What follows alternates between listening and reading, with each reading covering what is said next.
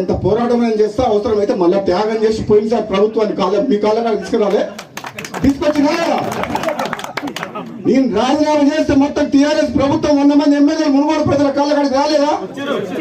అవసరమైతే అంత దూరం కూడా పోతా. నేనైతే భయపడా, మీ అందరికి మాటిస్తున్నా మళ్ళా. కానీ నేను అందరిలాగా పదవులకు పోయి పైరవులు చేసి దోచుకునేటోడు అయితే కాదు. ఎవరికి కావాలి పెద్ద పెద్ద పదవులు అడ్డం పెట్టుకొని రాజకీయాల్లోకి వచ్చి అడ్డం పెట్టుకొని పదవులకు వచ్చి 1000 కోట్లు దోచుకునేటోడికి వారికి పదవులు కావాలి. అదే ఆ విషయం నాకు తెలియదు. అప్పుడు మాట ఇచ్చిన సంగతి మామూలుగా మాట ఇయ్యారు కదా.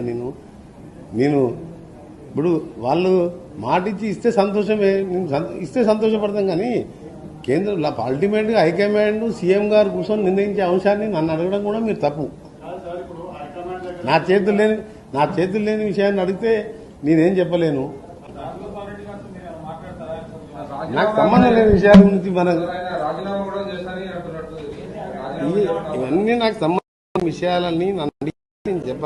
నాదేందని అఫీషియల్ డ్యూటీ. ఈరోజు గడ్కరీ గారు నేను అడిగినా ఇవాళ క్లియర్ గా minute to minute live updates కోసం మా R9 తెలుగు న్యూస్ ఛానల్ ని లైక్ చేయండి, షేర్ చేయండి, కామెంట్ చేయండి. మర్చిపోకుండా బెల్ సింబల్ ని క్లిక్ చేయండి.